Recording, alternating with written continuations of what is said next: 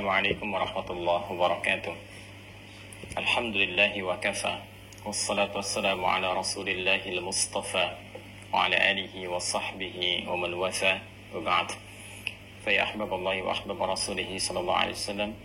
Usi nafsi wa iyyakum bi taqwallahi faqad fazal muttaqun fala tamutunna illa wa antum muslimun. Faqala ta'ala يا أيها الذين آمنوا اتقوا الله حق تقاته ولا تموتن إلا وأنتم مسلمون. Saudara-saudariku, berjumpa kembali. Alhamdulillah, kita awali dengan bersyukur pada Allah Subhanahu wa taala. Kita masih diberikan kesempatan beraktivitas sesuai dengan ajal yang telah Allah tetapkan. Semoga seluruh aktivitas kita, baik yang telah, sedang atau akan kita lalui, diridhai dan diberkahi oleh Allah Subhanahu wa taala. Semoga seluruh saudara-saudari kita yang berkehidupan, beraktivitas sampai dengan detik ini, namun belum beriman, diberikan kekuatan dalam jiwa dan lisan mereka untuk mampu bersyahadat sebelum wafat dan kembali kepada Allah. Pun demikian, semoga para pelaku maksiat, dan boleh jadi kita termasuk di antara mereka, diberikan kekuatan, hidayah dalam jiwanya, untuk bisa bertaubat dan memperbaiki kualitas kehidupan lebih baik, dan semoga kita semua wafat dalam keadaan husnul khatimah, insyaAllah.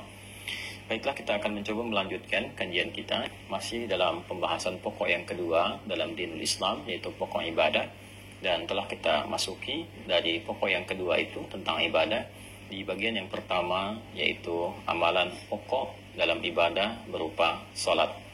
Di pertemuan yang lalu kita telah hadirkan pengantar pokok terkait dengan fikih salat ini, yaitu tentang tata cara bagaimana memahami filosofi salat, mengapa kita mesti menunaikan salat, kemudian dalil-dalil yang terhubung pada perintah salat baik dalam Al-Quran ataupun hadis-hadis Rasulullah SAW yang mengonfirmasi keterkaitan antara salat dengan iman, ibadah dengan akidah. Pun demikian kita juga telah membahas tentang manfaat-manfaat salat yang bila kita kerjakan justru seluruh manfaat dari ibadah ini akan kembali kepada pribadi dan diri kita masing-masing. Untuk itu tentunya kita berharap bahwa saat kita dapat menunaikan sholat ini mengonfirmasi kekuatan iman dalam diri kita.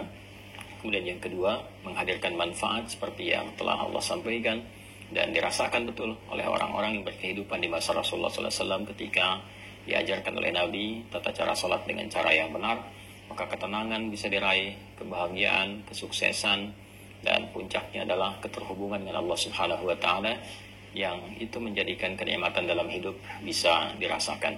Untuk itulah hari ini kita akan mencoba memasuki bagian pokok tentang teknis pelaksanaan tata cara dan hal-hal yang terkait dengannya. Karena itulah kemudian kita akan langsung saja memulai pembahasan subuh ini terkait dengan tata cara ya. Jadi kita sudah masuk kepada praktek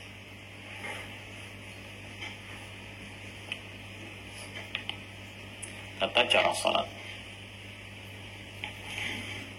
Mohon berkenan untuk diingatkan bahwa bagi yang baru bergabung dengan sesi pertemuan kita di kesempatan ini, mohon agar dapat meluangkan waktu, melapangkan hati, belajar pada video-video sebelumnya, ta'lim sebelumnya, sehingga ada ketersambungan dengan materi kita pada saat ini. Tata cara salat ya. Kita mulai sebelum kita menjelaskan tentang praktek sholat dari tata caranya dan juga terhubung pada keterangan-keterangan baik dalam Al-Quran ataupun hadis-hadis Nabi Muhammad SAW. Kita ingin lihat dulu untuk penguatan antara korelasi iman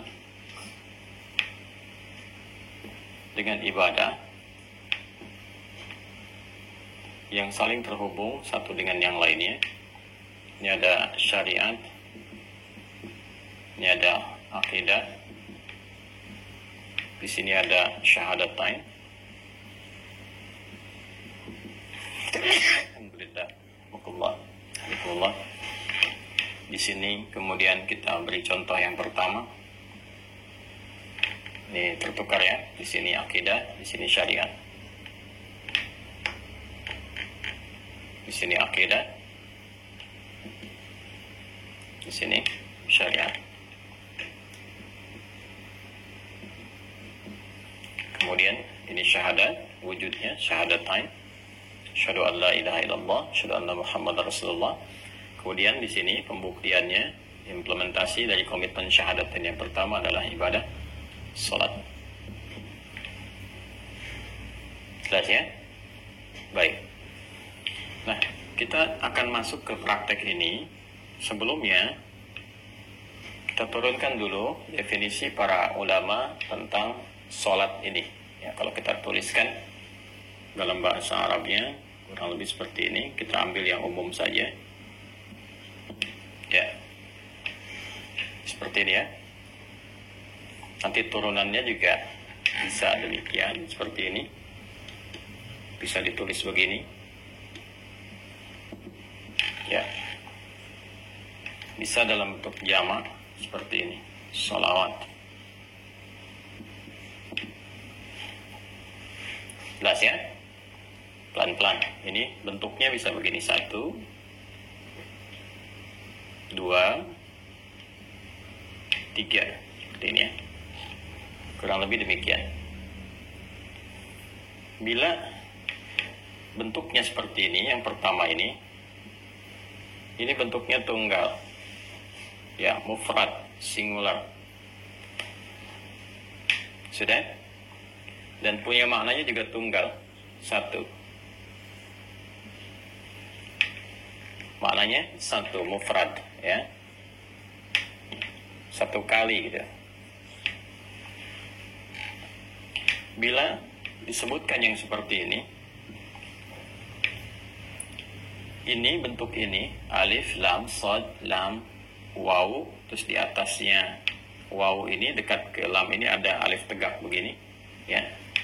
Kemudian ta marbutah. Ini pun bentuknya secara bahasa bentuk tunggal, tapi memiliki makna yang mencakup juga jamak. Maknanya secara makna bisa mencakup jamak. Pelan-pelan ya, ini supaya mengerti betul, supaya paham betul sebelum ke praktek. Diulang ya. Kalau bentuknya begini, alif, lam, shad, lam, alif, ta, maka ini bentuk tunggal, ya. Jadi tulisan seperti ini, bentuknya tunggal, dan mengandung maknanya pun tunggal, mufrad, singular, 1 kali. Kalau bentuknya begini, alif, lam, shad, lam, waw, kemudian ta marbutah, dan di sini antara lam dengan wawnya ada fathah tegak, ya. Ini bentuk ini tunggal juga bentuknya, ya, secara kata, tapi maknanya bisa mengandung unsur jamak, ya. Contoh misalnya, kalau saya katakan bentuk seperti ini tunggal tapi mengandung unsur jamak, meliputi sesuatu yang banyak, seperti al-ins, ya, atau insan. Baik, kalau disebutkan al-ins menunjuk pada sifat kelembutan, keramahan, penampakan, insan, totalitas aktivitasnya, itu kan bentuknya tunggal, kan? 1. Tapi dia mencakup cakupan yang luas, baik laki-laki atau perempuan. Insan itu kan manusia, mau manusianya laki-laki, mau perempuan, dan sebagainya. Jadi ada satu bentuk, satu kata yang dalam bahasa itu cakupannya bisa luas, bisa mencakup banyak, ya. Jadi ini secara diksinya, tulisannya, bentuknya tunggal. Ini yang pertama, maknanya juga tunggal. Ini bentuknya tunggal, tapi maknanya bisa jamak, bisa banyak, ya. Alam, ya, dalam bahasa Arab itu alam, al-alam, ya. Alam itu bentuknya tunggal, ya, bentuknya tunggal secara kata, tapi maknanya jamak, mencakup apa saja. Oh, alam hewan, alam tumbuhan, alam manusia, alam jin, dan seterusnya. Ya, kalau mau digabungkan lagi keseluruhannya, dijamakkan jadi alamin. Kalau ini dijadikan bentuk jamak yang lafadznya jamak, nih, katanya jamak, lafadz itu kata, ya, lafadznya jamak dan maknanya juga jamak, maka seperti ini bentuknya, ya. Ini ya, salawat ini lafadznya jamak, sudah, dan maknanya pun jamak.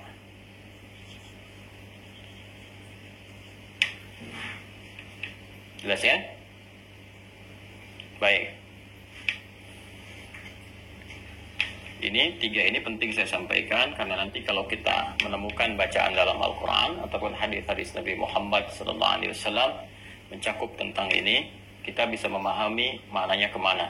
Ya, contoh misalnya, kalau ini sudah jelas ini tunggal, ini tidak perlu diperdalam lagi. Yang ini nih, ya bentuknya tunggal, tapi maknanya bisa jamak. Ya, maksudnya apa? Kalau disebutkan seperti ini, ya ini yang dimaksudkan adalah menuju kepada pengertian sholat di sini, sholat, tapi mencakup semua jenis sholat keseluruhannya. Jadi disebutkan dengan satu lafaz, tapi mencakup umum, bisa fardu, bisa sunnah dan sebagainya, dicakup keseluruhannya. Yang tercakup dalam definisi sholat, mau sifatnya wajib, ya hukumnya yang fardu, ataupun yang nawafil, nafilah yang berhukum sunnah, ini menggunakan bentuk yang seperti ini. Ya, contoh Al-Baqarah di ayat ketiga misalnya, ya kan? Itu kalimat salat pertama dalam Al-Quran. Alladzina yu'minuna bil ghaib, ya, wa yuqimunas shalah. Alladzina yu'minuna bil ghaib wa yuqimunas shalah. Coba buka deh mushafnya. Ya, buka. Kalau Anda buka mushaf, tulisannya harus begini. Yang bentuk kedua ini. Alif, lam, shad, lam, kan wawu, fathah tegak, ta marbutah, harus berbentuk yang begini. Ya, bukan yang nomor 3 atau nomor 1. Nomor 2 yang ini. Jelas ya? Nanti ada ilmu rasam juga. Ya, ilmu rasam itu ilmu tentang tulisan. Di Al-Quran itu kan saat dituliskan di mushaf, itu mencakup jenis-jenis bacaan dan makna. Tercover di situ makna dan bacaannya. Itulah mukjizatnya Al-Quran. Saat dibacakan, saat dituliskan pun nggak boleh sembarangan ya tulisannya. Makanya saya sarankan kepada teman-teman atau juga nanti ada adik-adik yang masih menulis atau di kuliahan, ya kan, bikin skripsi, tesis atau disertasi, kalau sudah akan menyantumkan ayat, saran saya jangan diketik sendiri, ya masukkan misalnya, taruhlah ada dari aplikasi misalnya, ya, atau misalnya ada ya feature-feature tentang Quran yang bisa Anda copy paste dimasukkan, karena dari tulisannya ini punya mencakup makna dan lafaz tersendiri, ya. Jelas ya, seperti ini gambarannya. Alladzina yu'minuna bil ghaib, orang-orang takwa itu adalah orang-orang yang senantiasa meningkatkan imannya. Kalau pakai fi'il mudhari berkelanjutan ya, diterjemahkan lanjut terus-menerus, yang senantiasa meningkatkan imannya. Dengan cara apa? Ya, dia berusaha menunaikan secara maksimal ya salatnya dengan sempurna, wa yuqimunas shalah, berusaha menunaikan maksimal ya salatnya. Jadi bentuknya tunggal salat tapi mencakup bentuk jama'. Apa saja ya jenis salatnya, bisa yang fardu, bisa yang sunnah. Jadi kalau orang itu imannya sudah mulai mau meningkat, singkatnya jangankan yang fardu, yang sunnah pun dia kejar. Ya, ini indikator peningkatan iman itu sudah mulai meningkat ya dari aspek ibadahnya. Di pertemuan-pertemuan lalu kita sudah menyampaikan bahwa ibadah ini selain mengonfirmasi keberadaan iman, juga menjadi indikator ukuran atau parameter kekuatan iman seseorang. Jadi kalau ibadahnya meningkat, ini menunjukkan imannya kuat. Ya, kalau ibadahnya di pokok-pokok saja, imannya standar. Kalau ibadahnya yang pokok pun menurun, malas-malas dikerjakan, maka ini menunjukkan cahaya imannya lemah. Nah, maka di sini ketika menggunakan bentuk tunggal dengan makna jama', ini mencakup semua jenis sholat. Ya, jadi kalau orang sudah mau meningkatkan imannya, alladzina yu'minuna bil ghaib, semakin dia ingin tingkatkan, maka semua jenis sholat-sholat yang pernah diajarkan Rasulullah, disebutkan, diisyaratkan dalam Al-Quran, dia coba keluarkan, dia tunaikan. Ini yang dimaksudkan bentuknya tunggal, tapi mencakup maknanya jama' luas. Kalau sudah seperti ini, as-salawat ini, alif, lam, sad, lam, wawu, alif, tak maftuhah, gini, tak terbuka, maftuhah. Ini yang dimaksudkan bentuknya jama'. Sudah? Lafadznya jama', maknanya jama'. Kalau ada bentuk seperti ini di dalam Al-Quran ataupun hadis-hadis Nabi Muhammad SAW, pada umumnya menunjuk makna salat fardu. Ya, salat fardu kalau yang seperti ini bentuk ketiga, yang berhukum wajib. Baik, salat fardu itu kan waktunya ada 5 kan, 17 rakaat, 5 waktu, 17 rakaat. Ya, 5 waktu subuh, zuhur, asar, maghrib, isya, ya kan? Baik, nah itu 17 rakaat. Oke, 24, 4, 3, 4, 2 subuh, 4 zuhur, 4 asar, 3 maghrib, 4 isya. 5 ini kan bentuk jamak. Ya, saya ulang ya, 5 ini bentuknya jamak. 1 tunggal, kan? 2 itu sudah mutsanna dalam bahasa Arab, bentuk 2 dual. Kemudian lebih daripada itu sudah masuk kepada bentuk jamak. Nah, 5 waktu ini karena masuknya jamak untuk menunjukkan bahwa ini pokok, dan pokok itu kan sifatnya wajib. Kalau wajib itu sudah nggak boleh tinggal. Ya, sama sekali harus dikerjakan, nggak boleh tertinggal. Jangankan misalnya dari waktunya, dari rakaatnya pun harus sempurna. Betul, waktunya 5, cuman subuhnya 1 rakaat misalnya, ya keliru, ya kan? Tetap harus 5 waktu, 17 rakaat, harus sempurna keadaannya. Ya, karena sifatnya ini mengikat, fardu, pokok, wajib dilakukan, maka kata yang mewakilinya pun harus tegas sifatnya. Ya, nggak boleh bersifat umum. Nah, kalau ini kan masih umum nih. Yang ini nomor 2 masih umum, ya kan? Walaupun tunggal mencakup jamak tapi masih luas. Kalau yang ini jelas tunggal saja, bahkan bisa bermakna secara kebahasaan berarti doa, gitu kan? Nah, kalau yang ini, kalau sudah ada as-salawat, ini sudah jelas penunjukannya, dilalahnya jelas menunjuk kepada yang pokok, yang fardu dengan jumlah rakaat 17, dengan jumlah waktu ada 5. Contoh misalnya kita hadirkan Quran surah kedua Al-Baqarah ayat 238. Jelas ya? Paling kanan sebelah atas di pojok di mushaf. Ya, untuk mempercepat. Hafizu 'alas salawati. Bentuknya begini. Harus begini. Harus nomor 3. Ya. Hafizu 'alas salawati was salatil wusta wa qumu lillahi qanitin. Ada ayatnya? Ya, hafizu. Begini ya. Hafizu 'ala as-salawat. Nah, bentuknya harus bentuk ketiga. Ya, perhatikan. Saya tidak mengetahui di terjemahan Anda yang saat ini pegang mushaf misalnya, atau ada aplikasi yang diinstalkan, ini diterjemahkan dengan apa. Ya, walaupun boleh jadi ini rata-rata yang umumnya terjemahkan dengan jagalah, gitu kan. Jagalah oleh Anda sekalian waktu-waktu sholat, ya. Jagalah oleh Anda sekalian, ya, sholat-sholat yang telah ditetapkan. Jadi kalau sudah bentuknya begini, ini yang dimaksudkan sholat fardu, yang pokok. Ya, jadi jangan sampai tinggal nih, jangan sampai waktunya berkurang atau rakaatnya tidak tepat. Ini sudah sempurna ya, nggak usah kreatif. Jadi nggak usah mengurangi atau menambah. Jadi yang sempurna betul itu jangan dikurang, jangan ditambahi. Ya, dikurangi tidak sempurna, ditambah juga menjadi celah. Ingat ya, dikurangi itu tidak sempurna, ditambah menjadi celah. Jadi sudah 5 waktu, 17 rakaat. Nah, ini yang pokok sifatnya yang fardu. Maka kalau sudah ditetapkan kata Allah, jaga. Nah, ini bentuk jaganya tuh menggunakan bentuk, kalau di ilmu saraf itu di tasrifnya dari wazan fa'ala yufa'ilu, hafadha yuhafidhu. Asalnya ini. Hafadha yuhafidhu. Ini. Ya. Bukan menggunakan kata hafidha yahfadhu. Yang begini bentuknya, nggak ada alifnya. Sebentar ya, kita detilkan dulu supaya mengerti betul apa yang kita kaji. Kalau begini nggak ada alif, hafidha, ini menjaga. Menjaga.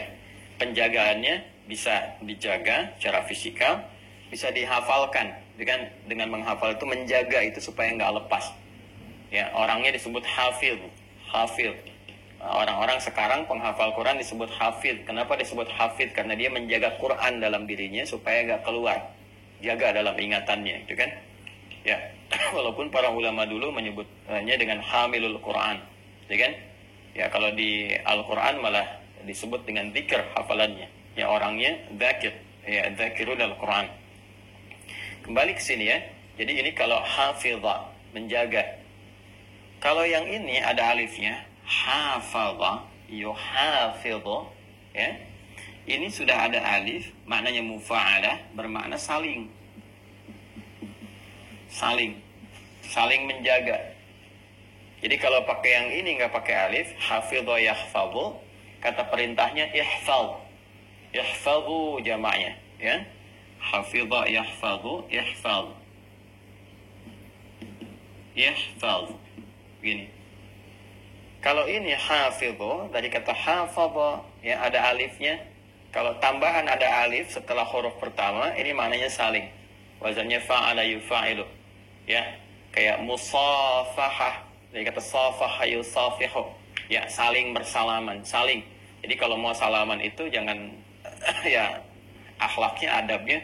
Ya kalau kita ingin sama-sama gitu kan menghadirkan ke lapangan, itu berdua menyampaikan seperti ini, saling menjawab. Jadi kalau satu sudah begini, jangan salah satu menyampaikan, satu nggak respon, atau harus dipaksa oleh salah satu, ya.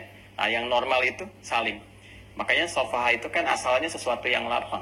Jadi kalau orang lapang itu salaman itu ya otomatis saja kedua-duanya saling bersalaman begini, ya. Tapi kalau salah satu ada yang belum lapang, biasanya satu begini, yang satu lambat, atau satu begini gitu ya. Nah, itu bukan disebut musafaha namanya. Karena sofa itu asalnya sesuatu yang lapang hatinya. Ciri kelapangan hati itu ya bisa dilihat dalam bentuk perilakunya. Salah satunya akan merespon dengan cepat di antara satu dan keduanya. Itu gambarannya.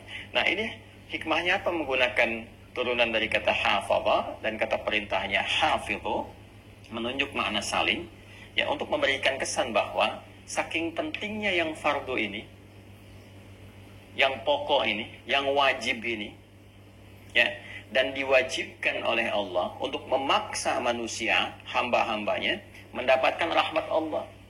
Karena ada orang-orang yang belum paham gitu kan, bahwa sholat itu penting untuk kebahagiaan, sholat itu penting untuk kesehatan, jiwa, fisik, dan akal. Sholat itu penting untuk ketenangan, gitu kan? Dan turunan-turunan lain yang telah kita bahas di pertemuan yang lalu. Sedangkan Allah itu kan maha pemilik rahmat yang sempurna, luas rahmatnya. Wasiat rahmatuh, ya, sangat luas rahmatnya, disebut dengan Rahman, ya, dinamakan dengan Rahim. Saking luasnya, itu Allah sampai memaksa. Kalau nggak sayang, nggak akan dipaksa. Ya, jadi biarkan aja suruh milih. Tapi karena Allah sayang, supaya hidup kita itu bahagia, hidup kita itu sukses, nyaman, ya kan? Bahkan diperdengarkan dalam pendengaran kita setiap hari, setiap berganti waktu di setiap hari, ya kan? Dari subuh masuk ke siang perdengarkan lagi, ke sore perdengarkan lagi, maghrib sampai mau tidur diperdengarkan. Ya, hayya 'alas shalah, salat, hayya 'alal falah, kan? Bukan buat beban, bukan untuk jadi beban, supaya mau bahagia, sukses.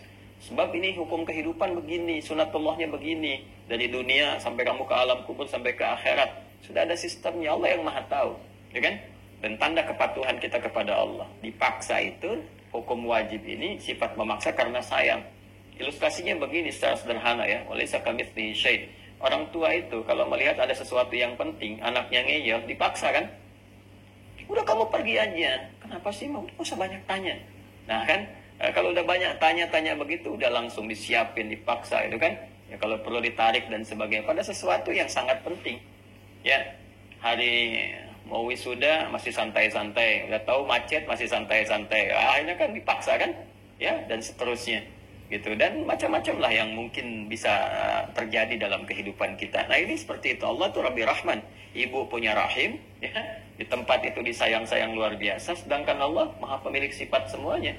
Maka wajar kalau menetapkan hukum wajib itu untuk memberikan kesan rahmat yang sangat luas, ya.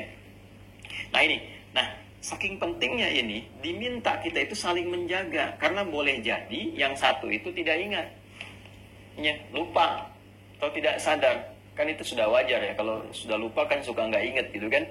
Nah ini kalau satu itu lupa, tidak tahu waktu, yang lain mengingatkan, ya.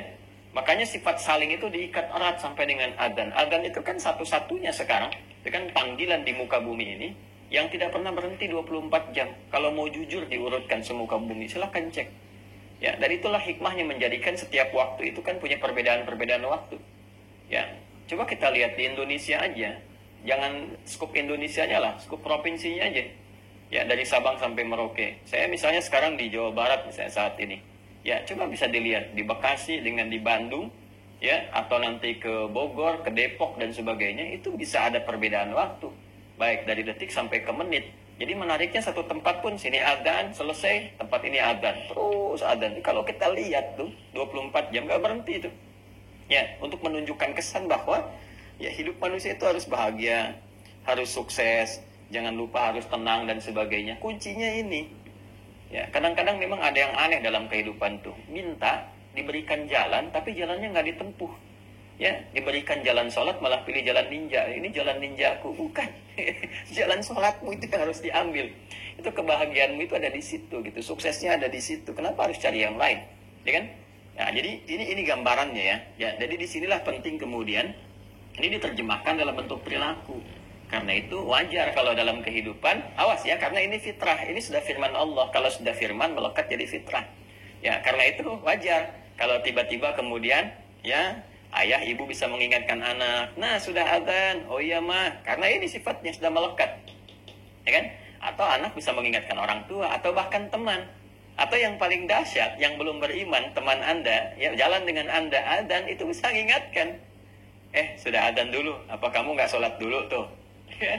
Nah, itu bersyukurlah, alhamdulillah, kan artinya ada satu pancaran yang sampai kepada jiwa dia, tinggal anda sebagai temannya bagaimana mendoakan dia, bermohon kepada Allah dalam setiap sujud anda di malam hari, menyontohkan nilai keislaman yang baik kan, sehingga dia berkesempatan mendapatkan hidayah Allah Subhanahu wa taala untuk bersyahadat. Nah, ini ya sifatnya saling. Nah, ini kalau kita bawa ke dalam kehidupan berkeluarga atau kehidupan sosial misalnya, ada dipraktekkan. Saling itu kan wasilahnya banyak.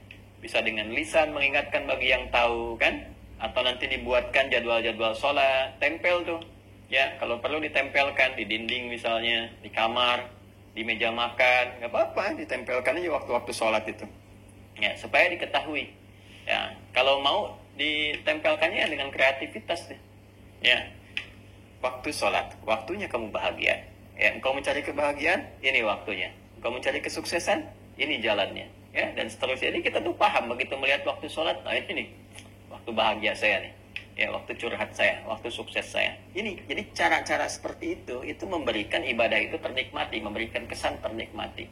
Nanti dengan pembelajaran kehusyuan bisa hadir.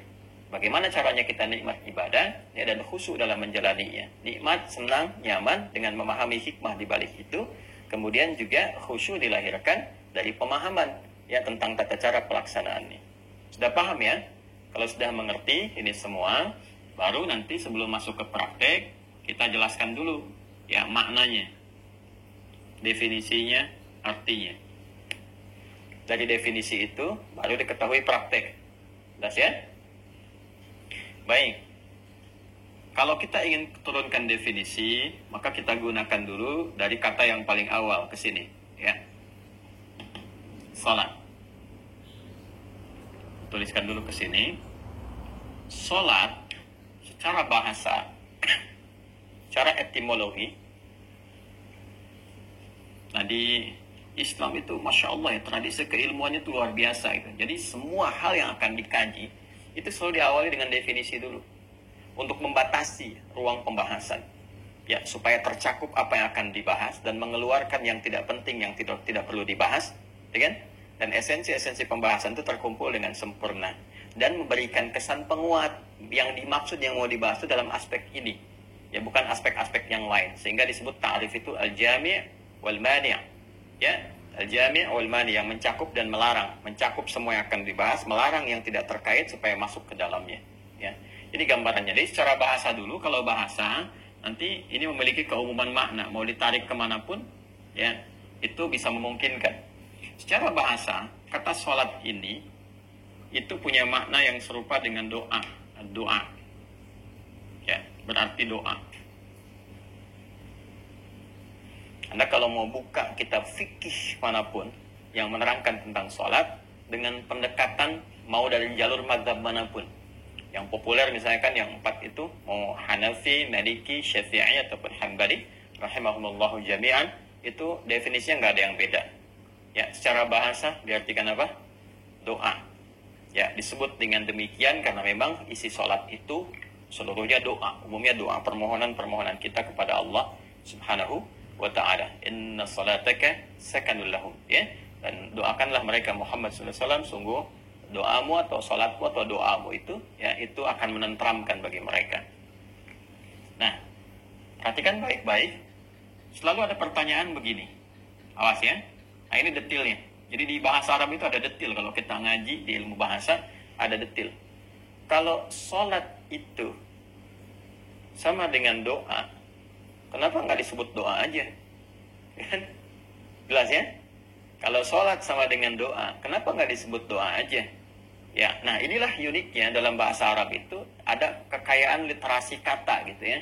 Jadi satu makna itu ya atau satu kata itu maknanya bisa berbeda dengan kata yang lain yang kadang-kadang orang-orang awam mengartikannya dengan serupa. Ya, seperti pujian itu ada detil ya. Ada alhamdu, ada astana misalnya. Ya, kapan itu digunakan? Seperti duduk, ada jalasa, ada qa'ada. Kapan itu digunakan? Ada detilnya. Jadi kalau kita katakan sholat itu doa, kenapa nggak disebut doa aja ibadahnya? Gitu kan? Ya, Anda bisa katakan begini, wah kalau doa kan sifatnya masih umum, ya kan? Tapi sholat kan khusus, boleh seperti itu, ya. Nah, hanya detilnya adalah kita temukan di kalimatnya, gini. Kita temukan di kalimatnya. Perhatikan baik-baik ya. Dengan membahas detil katanya itu, kita akan temukan kemudian dari akarnya.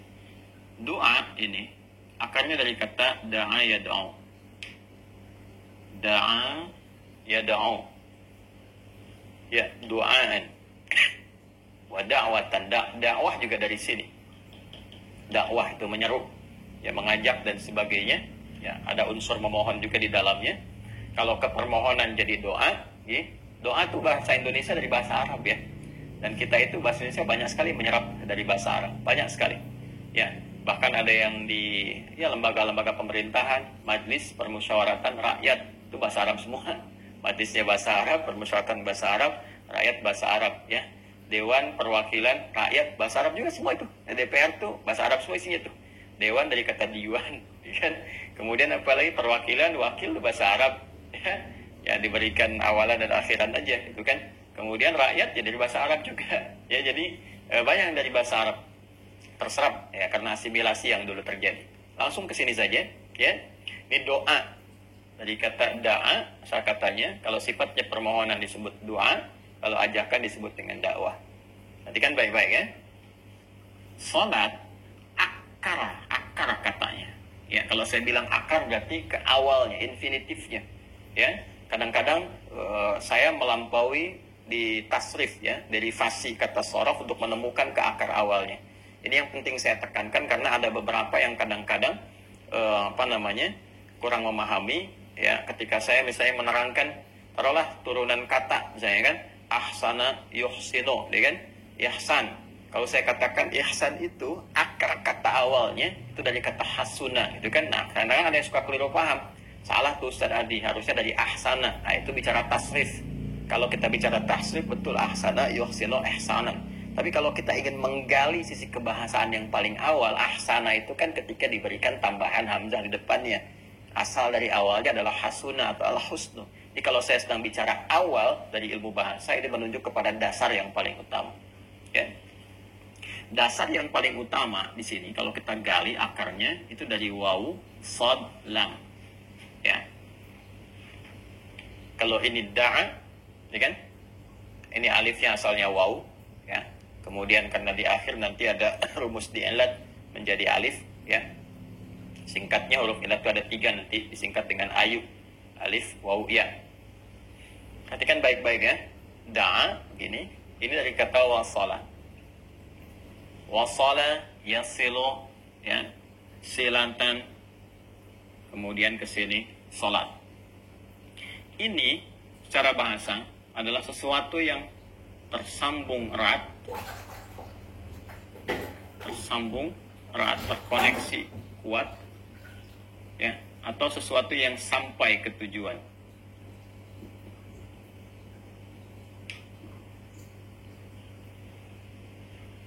Pelan-pelan ya.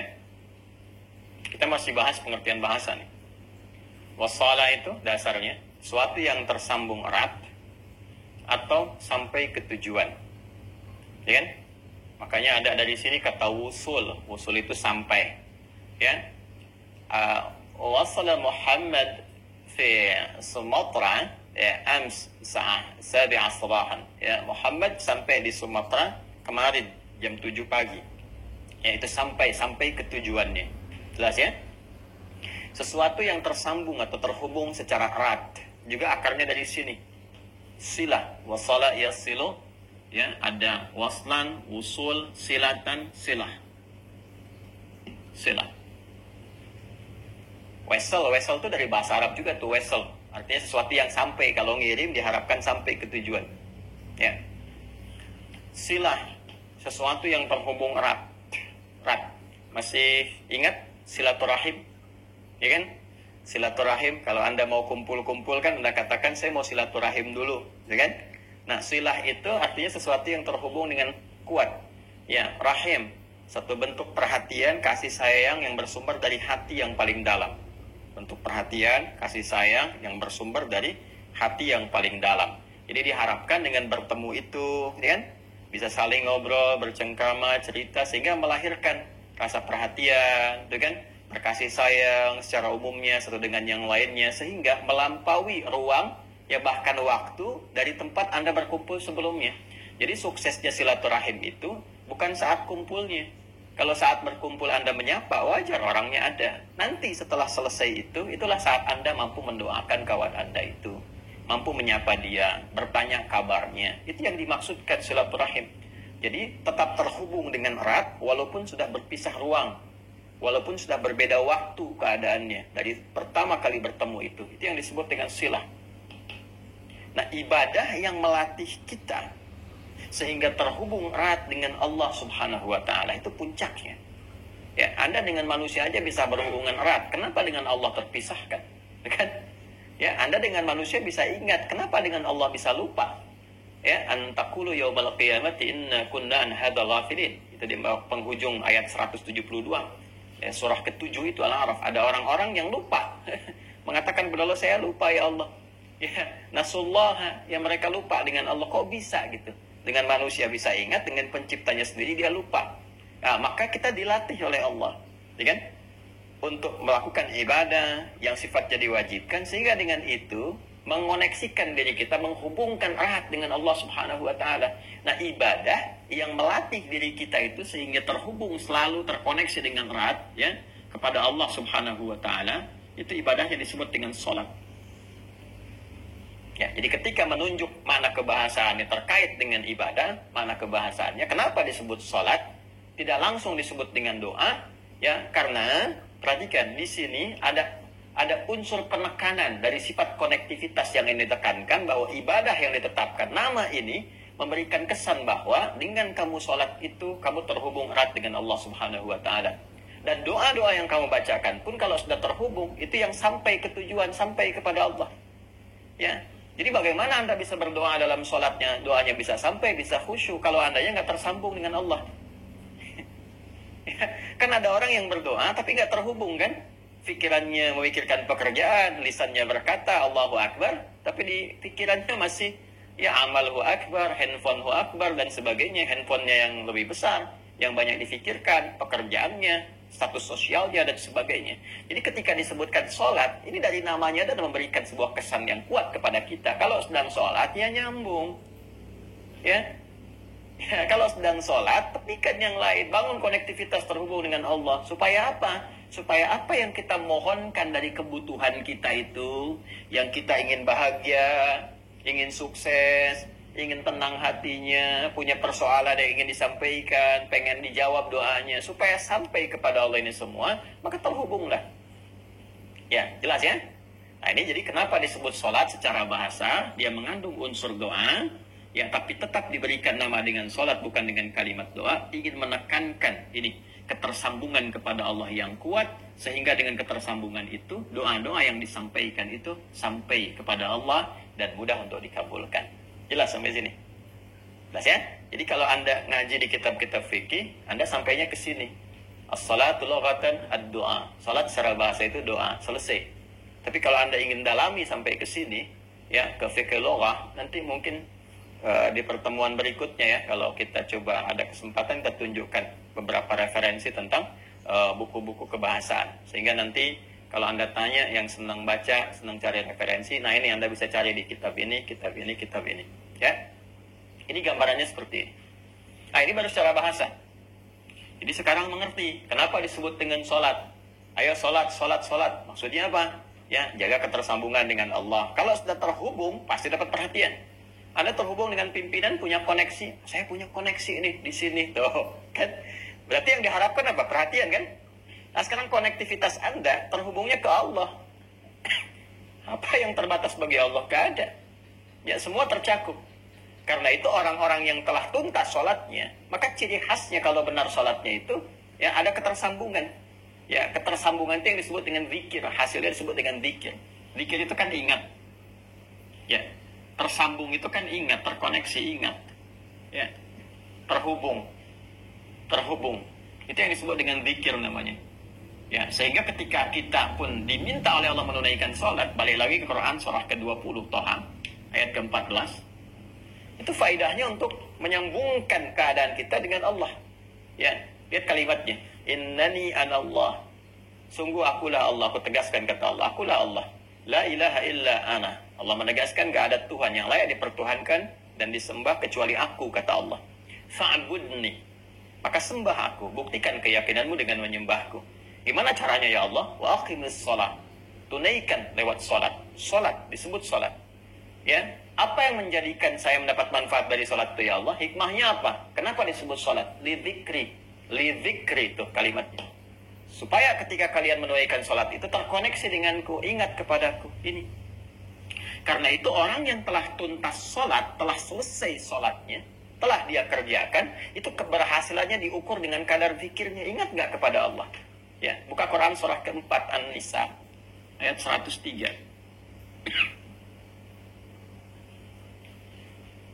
Ya, Quran surah 4 An-Nisa ayat 103. Fa-idza qadaytumus shalah, maka jika Anda telah tuntas mengerjakan sholat, fadhkurullaha. Ya, kalau kita terjemahkan biasa, berzikirlah kepada Allah. Zikir itu apa? Ingat itu apa? Terkoneksi, tersambung. Ya. Coba lihat di jaringan Anda sekarang yang sedang online. Coba lihat. Kalau Anda buka connectivity jaringan, coba tersambung kan? Tersambung atau terputus? Coba lihat di pinggir komputer Anda itu sebelah kanan, ya, atau atas tuh. Sinyal terputus, sinyal tersambung kembali. Tersambung itu ya ini zikir. Ya. Fadhkurullaha, maka orang yang telah tuntas mengerjakan sholat itu ciri khas keberhasilan sholatnya itu bisa terlihat akan konektivitasnya kepada Allah. Segera sambungkan dirimu, koneksikan. Ya, maka orang yang telah tuntas sholatnya selesai, kalau benar-benar berhasil, maka dalam berdirinya qiyamah, dalam duduknya wa qu'udah, bahkan dalam tidur berbaringnya wa ala junubikum, itu tersambung dengan Allah. Orang yang sudah tersambung terjaga. Ya, dia ingat Allah. Kalau sudah ingat Allah kan dia berdiri mau jalan gak mungkin melakukan tindakan yang tidak disukai Allah, karena saat dia akan bertindak dia ingat Allah. Mau bicara gak mungkin kotor. Kenapa? Sebab ketika akan bicara ingat Allah gak suka dengan kata-kata kotor. Ya, gak mungkin ini hari Jumat nih, gak mungkin pulang dari Jumat tertukar sandal, mustahil. Kenapa? Saat akan melangkah itu ingat. Jadi begitu akan pakai gak mungkin tertukar, ingat. Ada yang melihat, ada yang mengawasi dan sebagainya. Itu konektivitas.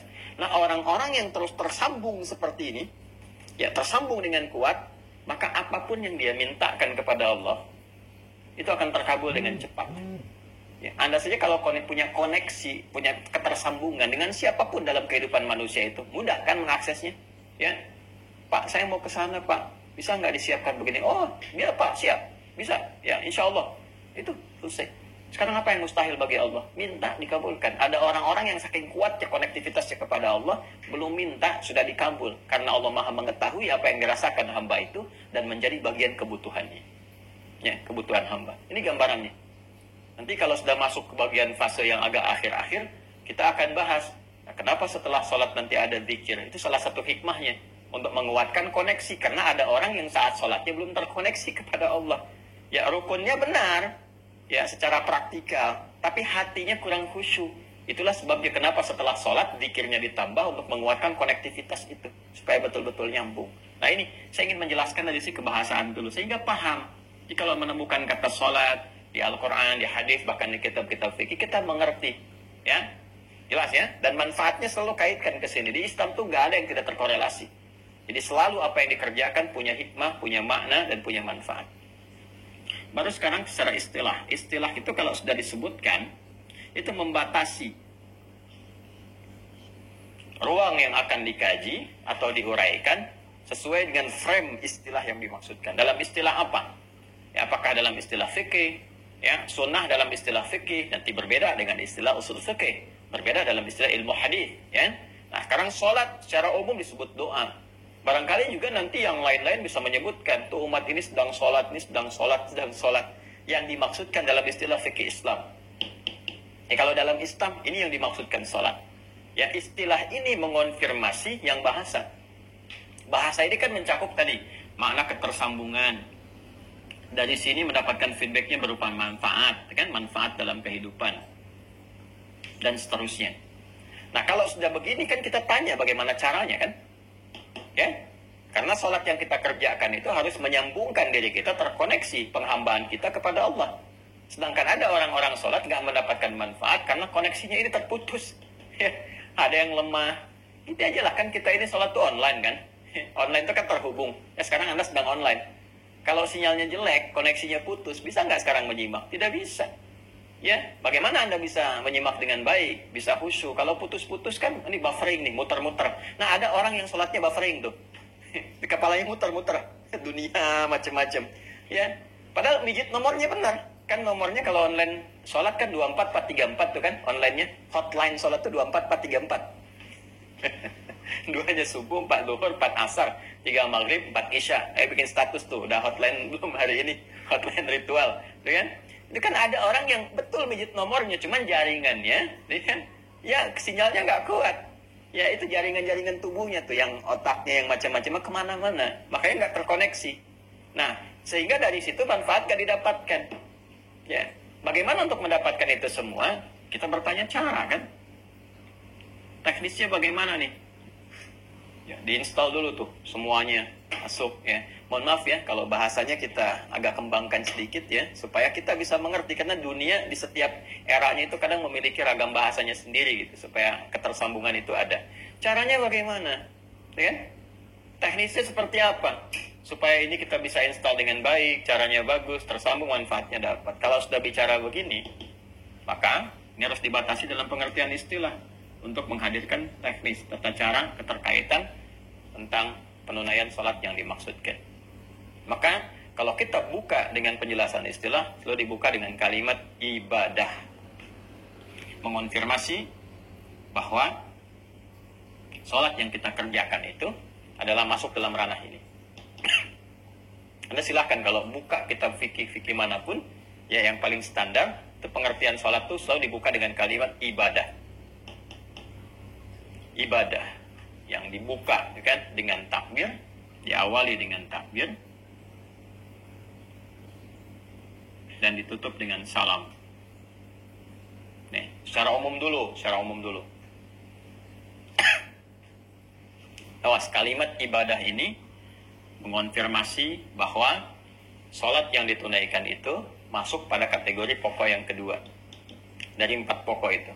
Ada akidah, ada ibadah, ada muamalah, ada akhlak. Sholat masuk pada kategori ini.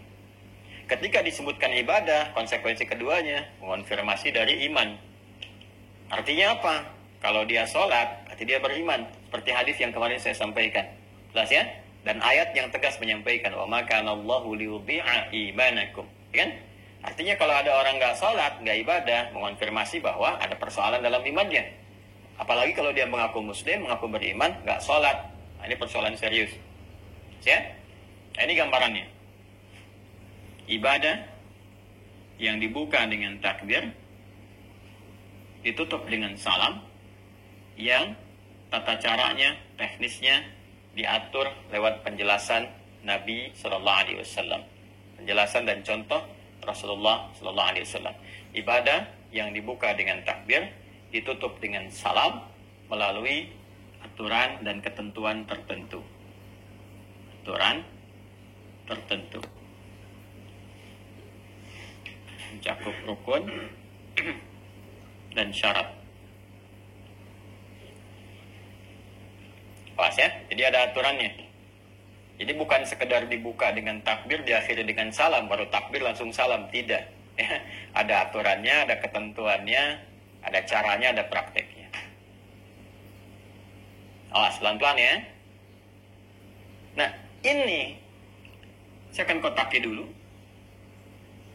Ini yang memberikan batas tentang pengertian sholat yang mencakup makna ibadah di dalam Islam, yang dengan penunaian ibadah seperti ini sesuai dengan kualifikasi yang disebutkan, ini yang bisa menjadikan kita sampai tersambung kepada Allah, mendatangkan kekhusyuan, apa yang kita inginkan itu khusyuk, menikmati ibadah, dan dampaknya pada kehidupan melahirkan manfaat. Tanha 'anil fahsya'i wal munkar, tatmainnul qulub, falah, kan? Itu dampaknya dari sini ke sini dulu, nyambung dulu baru dapat. Ya. Makanya yang qad aflahal mu'minun itu, qad aflahal mu'minun, yang akan dapat falah insan beriman itu, sukses, bahagia kapan? Ya alladzina hum fi salatihim, yang mereka itu kualitas salatnya khasyi'un, khusyuk, nyambung dulu. Begitu tersambung, ada kenikmatan dalam salat, minta sesuatu, apanya dikabulkan, falah dapat. Itu yang dimaksud hayya 'alal falah. Nah, cara ini harus terpenuhi dulu. Untuk khusyuk ada cara. Ya, jadi kalau kita mau ambil di sini, ya, tabelnya begini ya urutannya nih. Caranya dari cara dapat kekhusyuan, ya, dari khusyuk kemudian dapatkan manfaat. Manfaat ini banyak nanti. Ada terkait dengan dunia, ada terkait dengan alam kubur, ada terkait dengan akhirat. Dan konfirmasi di akhirat saat hisab pertama kali itu sholatnya. Ya, punya koneksi nggak dengan Allah tuh? Ya, tersambung nggak? Ya, dia ada hubungan hamba dengan pencipta nggak? Khalik makhluk nggak? Itu yang pertama dikonfirmasi sholatnya dulu. Ya, inna awwala ma yuhasabu bil abdu yaumal qiyamati as-salah. Amalan pertama yang akan dihisab di hari kiamat itu sholat. Ya, idza salahat salahat sa'iru amali. Ya, jika bagus sholatnya, ini pertanda baik amal-amal yang lainnya. Wa idza fasadat fasada sa'iru amali. Dan jika jelek sholatnya, ada persoalan, ini menjadi pertanda yang tidak baik untuk amal-amal yang lain. Karena ini amalan pokoknya. Ya, ini tiang-tiangnya. Nah, ini ya. Jadi kalau kita ingin sampai ke sini nih, pertanyaannya, ya, Ustaz, kok bisa sholat mencegah perbuatan keji dan mungkar yang dulu-dulu, gitu kan? Ya, itu terjadi. Kenapa yang sekarang sholatnya sama, tapi tidak melahirkan manfaat-manfaat yang dimaksudkan? Cek, khusyuk nggak sholatnya? Ya? Oh, ternyata nggak khusyuk. Kenapa? Lihat caranya, cara menunaikannya. Nah, ini soalannya. Jadi kalau caranya benar, lahir kehusyuan, ternikmati sholatnya, manfaat datang. Dunia yang 5 kemarin kita sebutkan. Ya, alam kubur terjaga, nanti dibuktikan saat masuk kuburan. Kalau sekarang kan belum kelihatan. Ini saat masuk kubur baru terasa. Ya, kalau ingin cepat merasakan, ya nggak bisa juga sesuai ajal. Kalau ajalnya tiba, baru kemudian masuk ke sini. Di akhirat jelas, semua terkonfirmasi, semua jelas. Hadisnya, ayatnya, dan sebagainya. Nah, sekarang kita berada di fase ini. Karena pertanyaannya ini di awal tentang caranya, maka kita akan masuki fase yang ini. Nah, ini pengantar kepada cara. Pokoknya banyak mukaddimah nih. Karena mukaddimah itu dasar pemahamannya. Jadi kalau nggak disampaikan dari sini nih, bisa aja kita langsung bahas. Begini caranya, begini, begitu, dan sebagainya. Tapi kita nggak akan merasakan. Ya, sensasi pembahasan dan pemaknaan yang mungkin bisa mengantarkan kepada motivasi yang kuat untuk menunaikan sholat dengan cara yang benar. Nah, ini kita akan gali, teman-teman, dengan mengambil penjelasan Nabi dulu. Kalau sudah masuk cara kan teknis ya. Kalau teknis kan sudah masuk pembahasan ya dan penjelasan. Kalau sudah masuk penjelasan, porsinya ada di hadis. Ya, di Rasulullah sallallahu alaihi wasallam. Rasulullah sallallahu alaihi wasallam temukannya di hadis. Ya, kalau cari dalil perintah di Al-Qur'an. Ya, Al-Quran sudah menyampaikan perintah-perintah umum seperti ini. Teknis, hadis. Karena hadis kan bicara tentang contoh dan seterusnya. Ya, kalau semua dijelaskan di Quran, betapa tebal Qurannya itu. Karena semua detil ada di situ. Tidak. Itulah indahnya Islam. Yang terkait dengan praktikal bisa dilihat, ada kemudahan. Ya, tapi hal-hal umum yang secara prinsip mesti ada, langsung firman turun. Supaya nggak beda antara lafaz dengan makna. Ya, kita cek dalam hadis. Kita ambil 2 yang paling sahih saja dulu ya. Karena ini baru dasar. Nanti setelah itu baru masuk kitab sunan. Ya, kita ambil di Al-Bukhari. Ya, diambil tuh dilihat, maksudnya dicek, bukan diambil Al-Bukhari-nya. Ya, hadis riwayat. Kalau saya sebutkan HR, ya, hadis riwayat. Kalau saya sebutkan QS, Al-Quran surah. Jelas ya? Supaya sepakat dulu ya. Hadis riwayat Al-Bukhari. Nomor hadis 757. Nanti kita buka kitabnya. Kemudian hadis riwayat Muslim, Imam Muslim. Saya dahulukan Al-Bukhari dulu. Nomor hadis 397. Ini insya Allah kalau kitabnya sama, saya kira nggak akan beda ya nomornya. Nanti kita cek nanti ya. Ya, ini saya sudah sering menyampaikan saja, jadi masih agak ingat ini. Kita cek rawinya, sahabat Abu Hurairah. Abu Hurairah, Abdurrahman bin Sakhar. Sudah? Nanti dari Abu Sa'id, dari Abu Hurairah radhiyallahu taala anhu, dari Rasulullah sallallahu alaihi wasallam. Teruskan dulu ya. Kisahnya tentang kisah seorang sahabat ya yang ditelusuri, konon namanya Khalad bin Rafi'ah Az-Zuraiki. Khalad bin Rafi'ah Az-Zuraiki. Kalau di hadis gak disebutkan, nanti rajulun saja di sirah kita akan bisa lacak gitu kan, dan seterusnya. Ada yang menyebutkan ini namanya. Yaitu indahnya Islam tuh terkonfirmasi semua gitu, literasinya tuh nggak memberikan celah bagi kita itu ya untuk bisa menyoal. itu indahnya tuh. Ini semua ada jalurnya, ditutup semua itu. Ya, dan kalau ada yang bermasalah langsung turun statusnya. Ya, dhaif langsung dan seterusnya, sehingga kita nggak ada celah untuk nyoal mau dari sisi mana. Ya, kita buka saja langsung ya ke hadis kitabnya. Saya pakai yang umum dulu ya. Kalau yang umum itu maksudnya yang matannya semua. Kalau pakai syarah itu udah berapa jilid sendiri. Ya, Al-Bukhari kalau pakai syarah Fathul Bari saja udah 18 jilid. Hadis Muslim pakai syarah Imam Nawawi udah 9 jilid. Jadi saya pakai yang ini untuk memudahkan, 1 jilid yang umum semua, langsung hadisnya. Yang ini Sahih Muslim ya. Ya. Sahih Muslim nomor hadis 397. Kita lihat Kitabus Shalah. Saya nggak keliru, Kitabus Shalah 136 Pak kalau nggak salah ini 397. Nah ini dia nih 134 ya, sama 134. Ini ya nomor hadis 397 di sini ya. Ya, sebelah kanan di pertengahan. Saya simpan dulu begini. Yang ini nomor hadis 757. Konfirmasikan dulu. Bismillah. 757. Nah, ini dia. Nih, di sini ya. Halamannya 126. Ini. Yuk kita konfirmasi. Ini sama nih. Ya, ini sama. Nanti ada juga versi riwayat yang senafas dengan ini, tapi nanti lebih lengkapnya lagi. Karena saya pernah sampaikan kan kepada Anda, kalau Nabi menyampaikan, ada yang disampaikan itu 10 orang, ya, yang mendengar atau menyaksikan.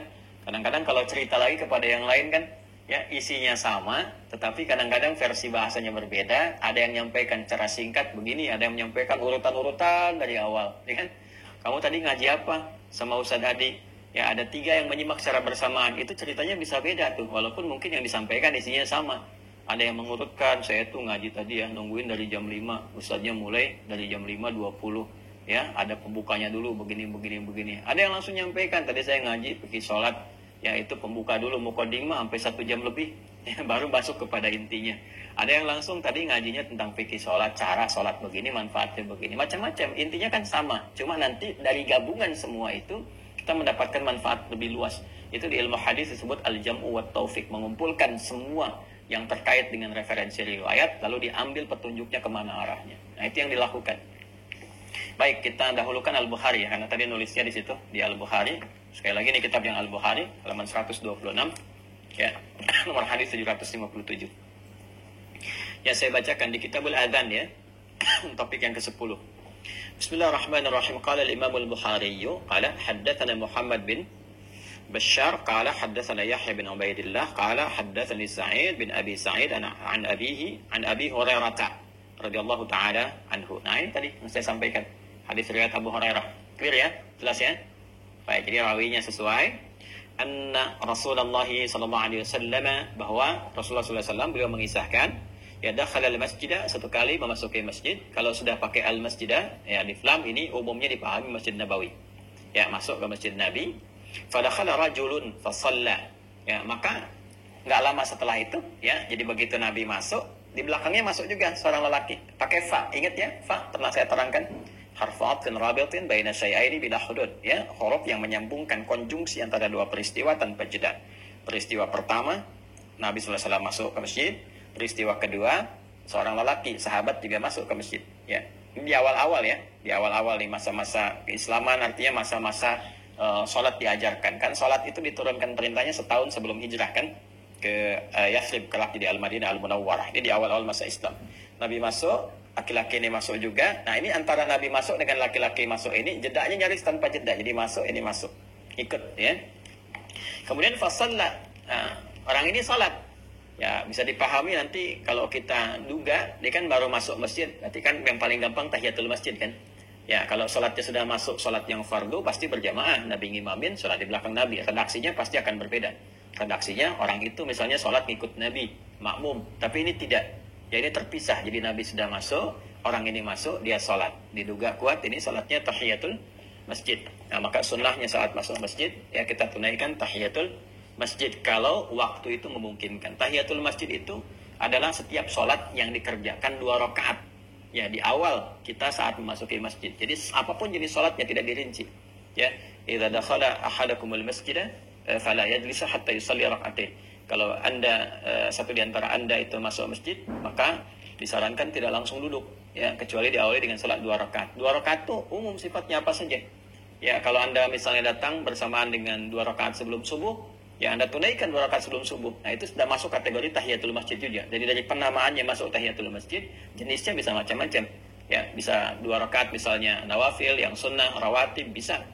Ya, atau begitu masuk sudah dimulai sholat fardu, jangan sholat sunnah sendirian, tidak, langsung aja ikuti sholat subuhnya itu, ya, 2 rakaat itu. Jadi itu sudah ditunaikan, 2 rakaat sudah subuhnya sudah selesai, dan itu sudah terpenuhi juga, ya, untuk penghormatan terhadap masjidnya. Jadi semua jenis sholat 2 rakaat yang kita kerjakan saat kita ada di masjid itu sudah masuk kualifikasi itu nama umum sifatnya.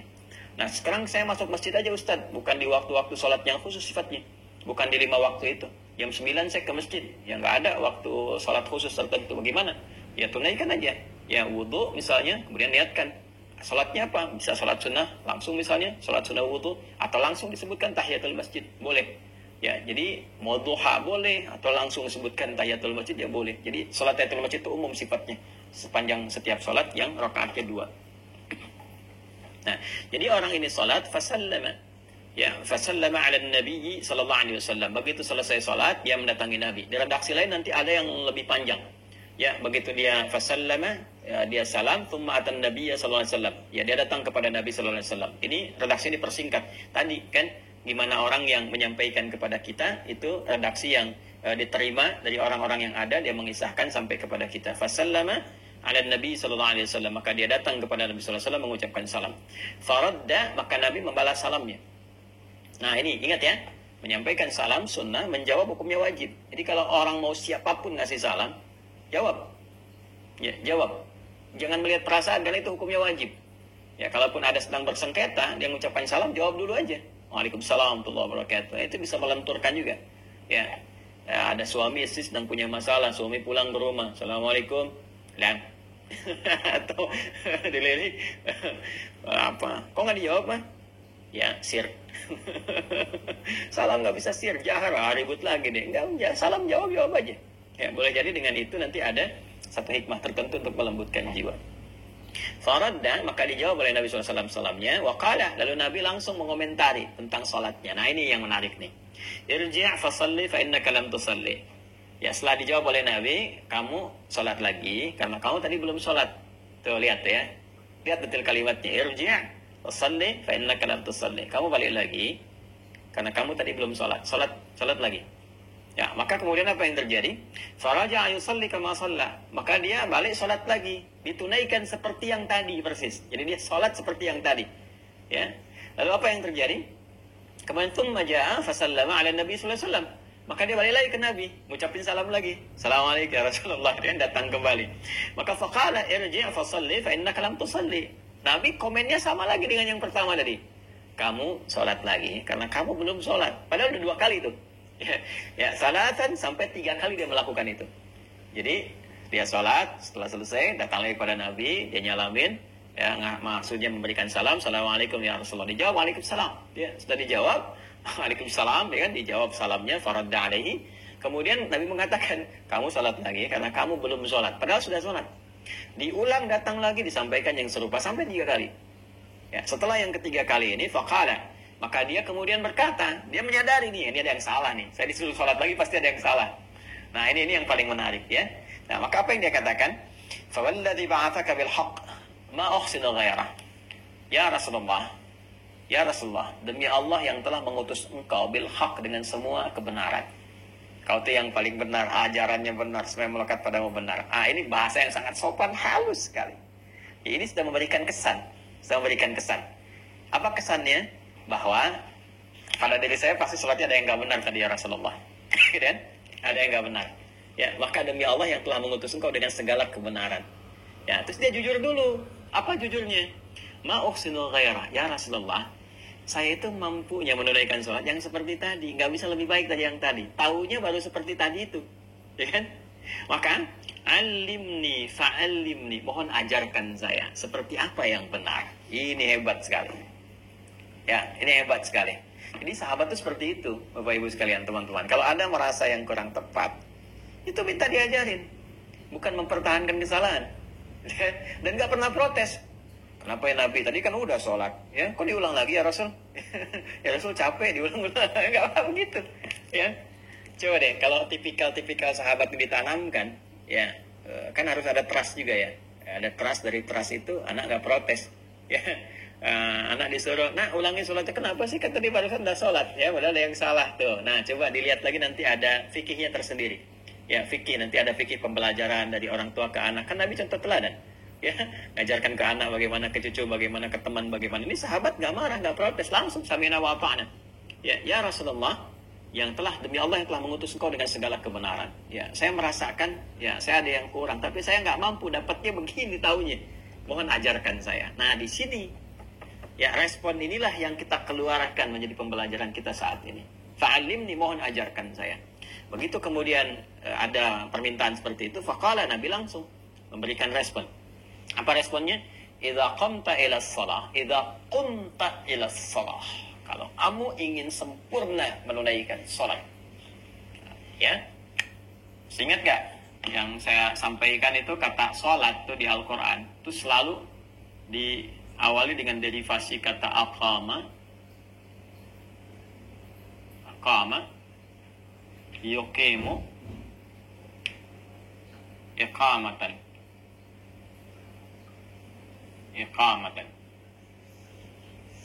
Atau nanti praktikalnya bisa ke kata dasar asalnya, qama yaqumu.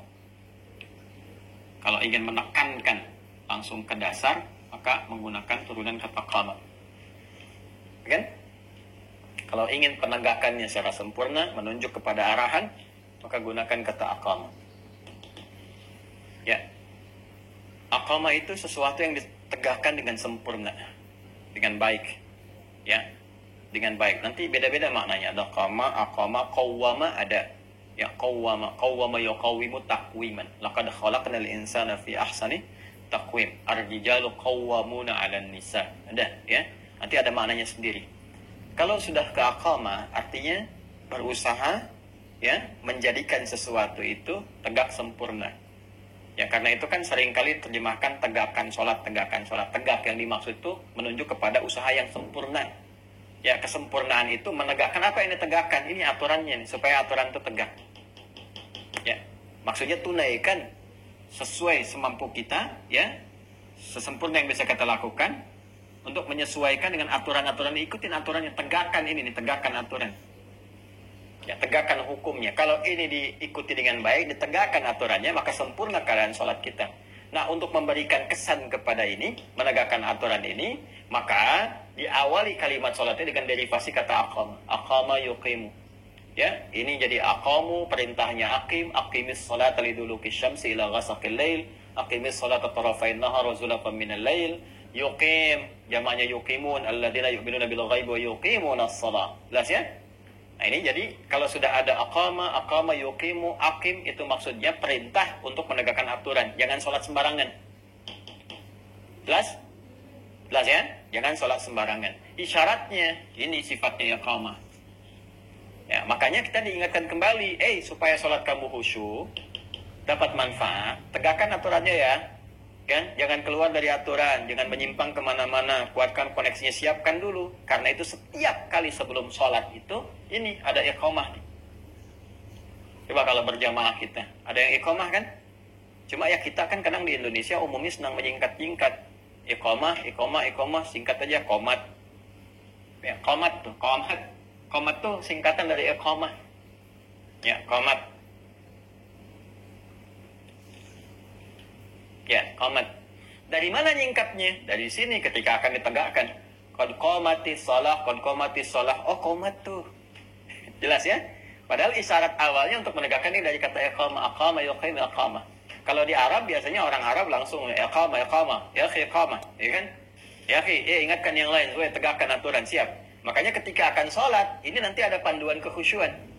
Disiapkan supaya khusyuk. Nanti saat masuk teknis, ya saya terangkan lafaz-lafaz iqamah itu yang senafas dengan azan. Allahu akbar, ya kan? Asyhadu an la ilaha illallah, asyhadu anna Muhammadar Rasulullah, ya kan? Hayya 'alas shalah, hayya 'alal falah, qad qamatis shalah. Nah, pakai qad. Kenapa pakai qad? Kenapa dari aqama pindah ke qama ke sini? Nah, itu ada maknanya sendiri. Nah, jadi kalau sudah ada iqamat, artinya ini panduan kepada kita pengingat untuk mulai menegakkan aturan supaya khusyuk. Supaya khusyuk. Dan nanti kata khusyuk ini, ya kata khusyuk nanti kita akan bahas detail. Puncaknya adalah membawa kita tersambung ke sini, ke Allah. Ya.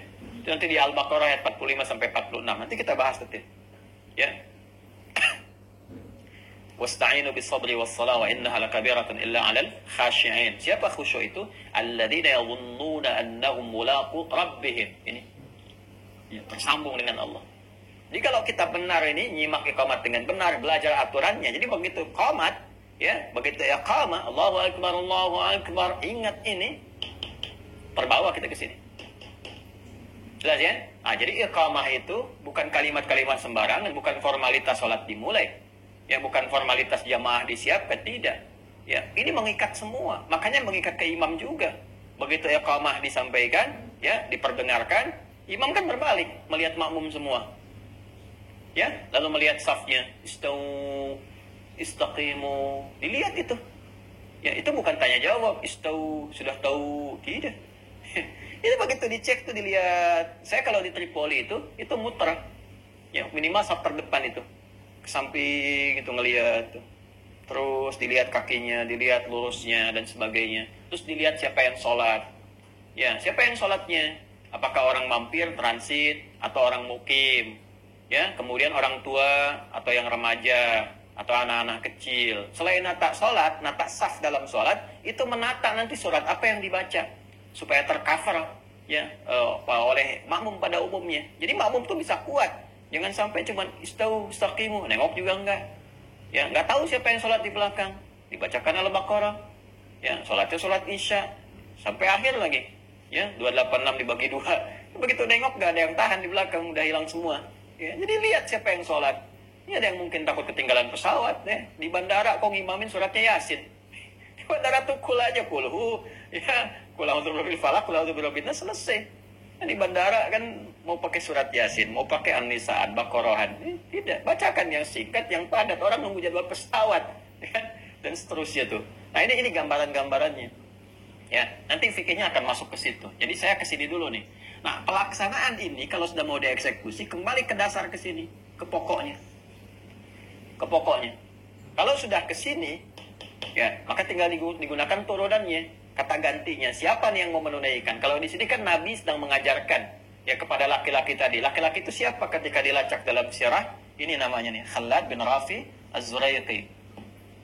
Khalad bin Rafi Az-Zuraiqi. Kita gali terus sampai ditemukan. Ya, tapi kan kalau saya keluarkan kitabnya ntar kayak kemarin tuh mejanya habis.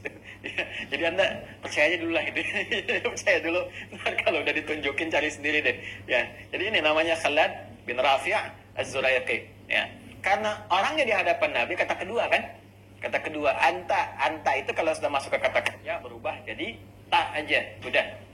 Ya ta. Ya, kalau jadi objek untuk berdiskusi, ya kan, kata kerja kedua, ya, tinggal an-nya buang, tinggal ta-nya. Jadi di sini qama, ya, qama sini tambah anta, ya, an-nya buang, tinggal ta-nya. Cepatnya begitu. Kalau mau disambungkan, ini alif buang nih. Ini asalnya waw sebetulnya. Ya. Jadi tinggal, ini kalau mau nyambung ke sini, ini buang yang keduanya. Jadi kaf, mim. Nah, ini kan sudah dibuang, an-nya tinggal ta-nya begini. Ta-nya tetap begini. Ya. Sudah? Jelas ya? Nah, ini kan tadinya berharokat semua kan? Qamah kan? Karena sudah dibuang, harus ada penyesuaian untuk menunjukkan bahwa ini nyambung.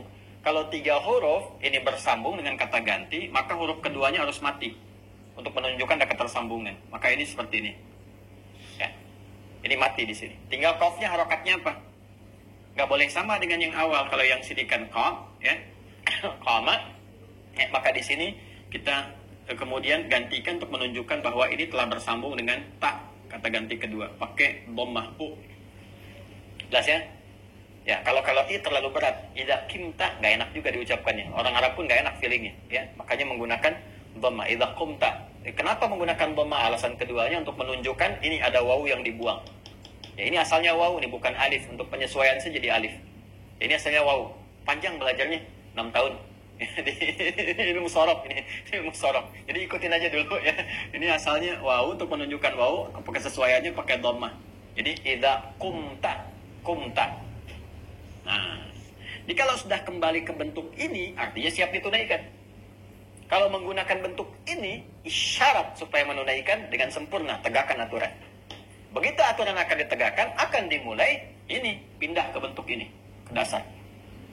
Awas nih, karena di Quran pun akan ditemukan. Ya, contoh nih ya, tadi kan isyarat nih, alladzina yu'minuna bil ghaib wa yuqimunas shalah. Ya, dan akan ditunaikan dengan sempurna, tegakkan aturan. Mau ditunaikan, dimulai dari wudu, ayat wudu dibuka kembali ke sini. Ya. Quran surah ke-5 ayat ke-6 itu, Al-Maidah ayat 6, ya ayyuhalladzina amanu idza qumtum ilas shalah. Pindahnya ke sini. Cuman taknya berubah jadi tum karena menunjuk mana banyak kalian. Kan yang sholat banyak untuk kita semua, bukan untuk 1-2 orang saja ayatnya. Ya kan? Ini. Nah, Nabi karena sedang mengajarkan 1 orang, maka Nabi mengatakan, ya, idza, jika. Ya. Idza ini huruf syarat. Idza itu kalau ketemu kata kerja asal, maknanya mudhari. Kalau ketemu madhi, maknanya mudhari. Jika akan, ya, itu diartikan. Idza qumta, kata Nabi. Nah, jika, kalau ini rumus cepat saja, kalau ada bersambung dengan kata ganti, yang diterjemahkan yang ininya dulu, yang orangnya dulu, kata gantinya.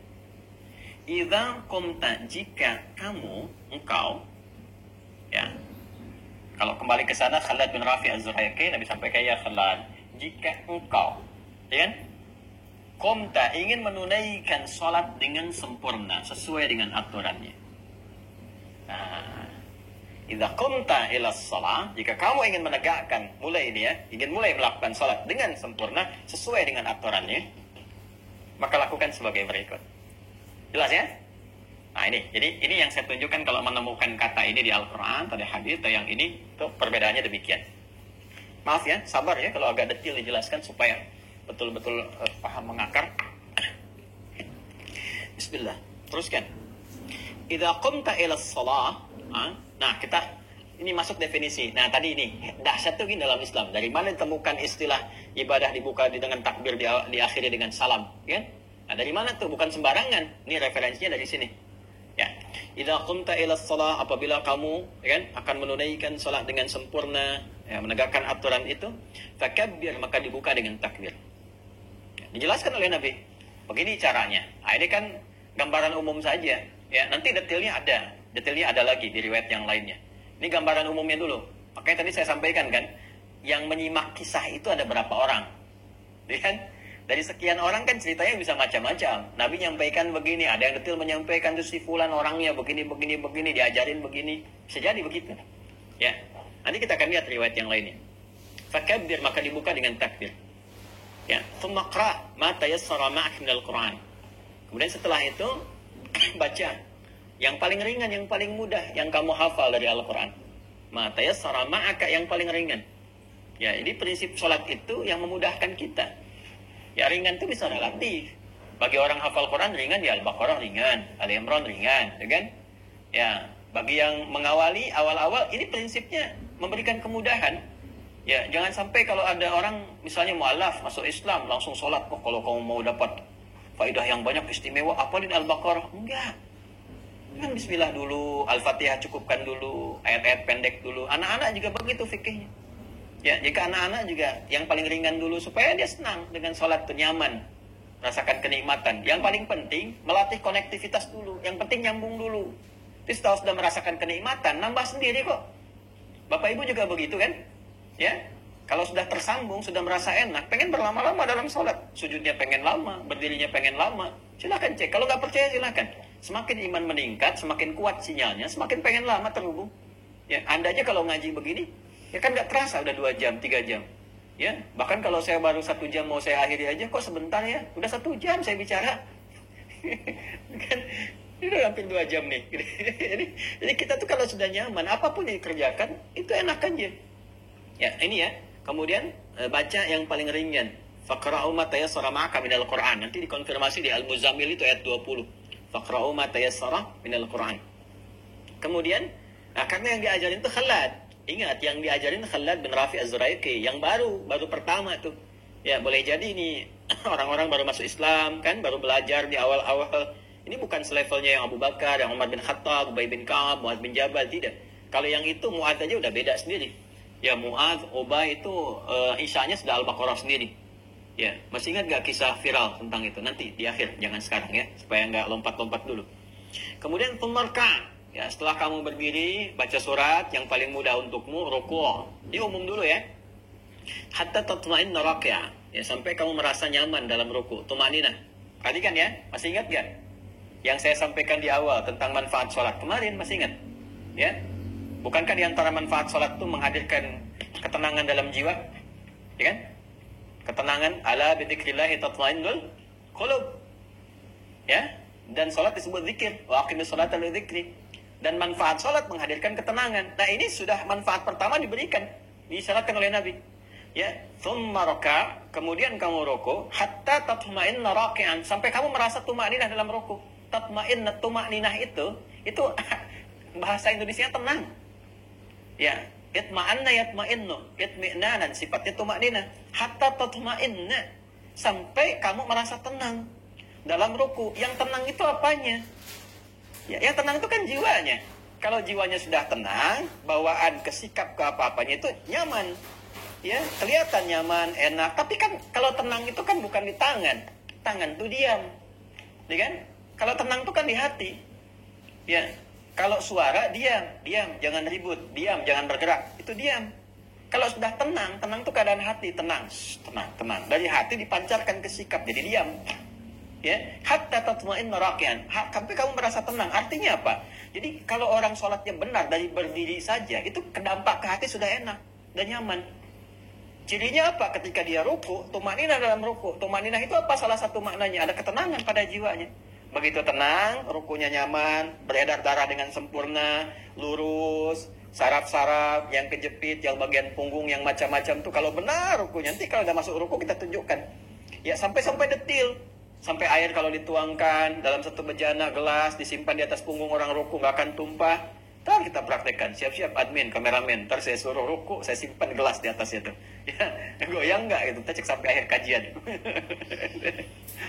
Mau dicek rukunya Nabi. Ruku Nabi itu kan rukunya sama dengan berdirinya. Jadi kebayang kalau berdirinya baca 5 juz itu, ya ukuran 5 juz ruku. Ya, nah itulah kalau orang sudah nikmat tuh udah nggak bisa diukur dengan yang biasa. Jelas ya? Nah, jadi itu manfaat tuh terkorelasikan. Jadi saat bersamaan terasa. Ya, bahkan dahsyatnya kalau orang benar sholat itu kadang-kadang baru ngadap kiblat, baru takbir udah nangis. Udah bisa nangis.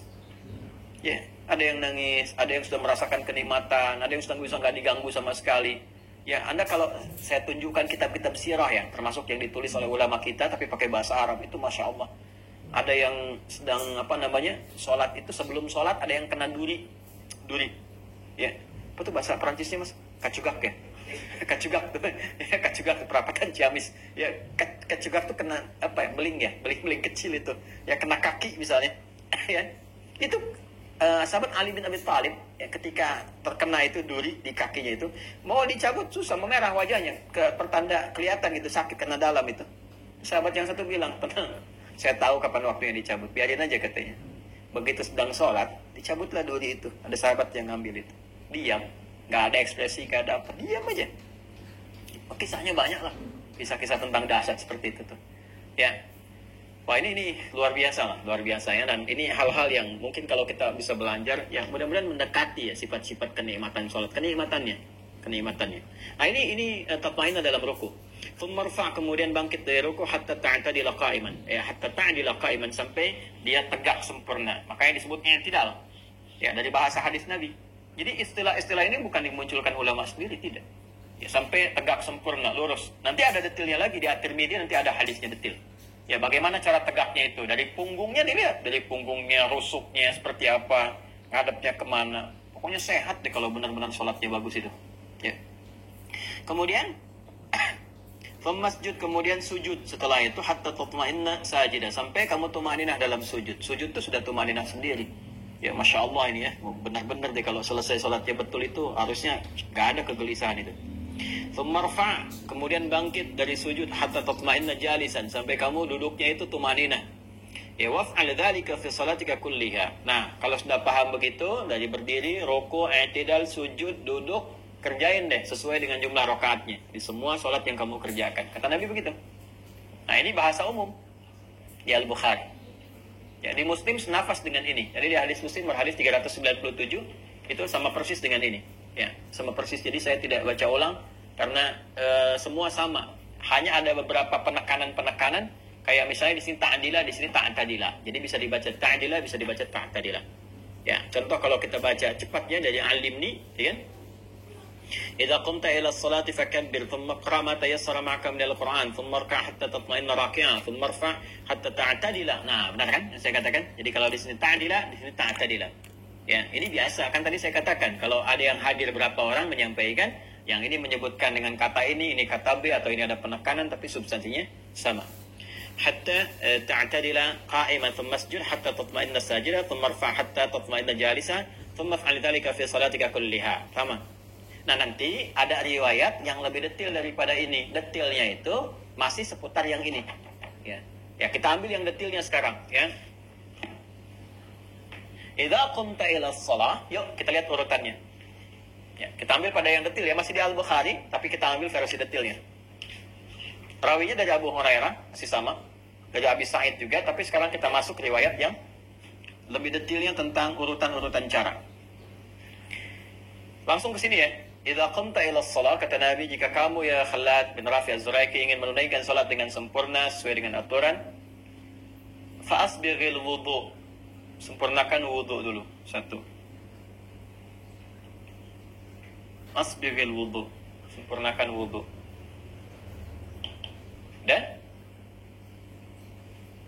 Dan kesempurnaannya menggunakan kata isbagh. Asbighil wudu.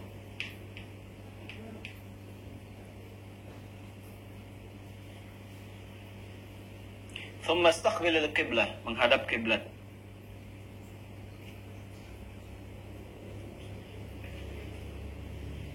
Sudah? Idza qamta ila shalah fa asbigh al-wudu' thumma istaqbil al-qiblah. Dan menghadap ke arah kiblat. Ya. Setelah sempurna ini baru dimulai fakabbir, baru dengan bertakbir. Nanti di situ ada detil. Dimulai salat. Mulai praktek salat. Ya, sampai akhir nanti. Ya, dan nanti yang dari sampai akhir ini konfirmasi di hadis-hadis lain. Nanti saya tunjukkan hadis-hadisnya. Ada yang di Abu Daud, ada yang di At-Tirmidzi, ada yang di An-Nasai, dan yang lain-lainnya. Ya, dari mulai mengangkat tangan bagaimana, niat kapan dilakukan, kemudian juga lisan mengucapkan apa, maknanya apa. Dan ini, saat membahas ini semua, itu akan didapatkan 3 pendekatan berdasarkan 3 muqaddimah di awal. Makanya muqaddimah itu ke bawah-bawah. Ya, maaf kalau mukadimah itu panjang misalnya, kadang 2 jam lebih, 2 jam kurang. Ada beberapa edisi yang kita pecah karena memang ke bawah terus. Ya, kebawa terus sampai akhirnya. Dan mudah-mudahan saya tidak harus mengulang terus ya. Nah, ini 3 pendekatannya cara. Sudah? Caranya bagaimana? Cara wudhu bagaimana? Ya kan?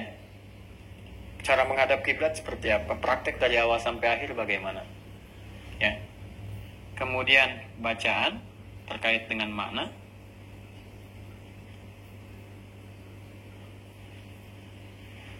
Apa yang dibaca? Saat wudhu ada bacaan nggak? Dimulai sampai akhirnya. Ya kan? Kenapa bacanya itu? Maknanya apa? Yang terakhir adalah hikmah. Esensinya. Hikmahnya apa? Ya, hadap kiblat itu hikmahnya apa? Tangan diangkat begini apa hikmahnya? Maknanya apa? Pada artinya nggak sembarangan.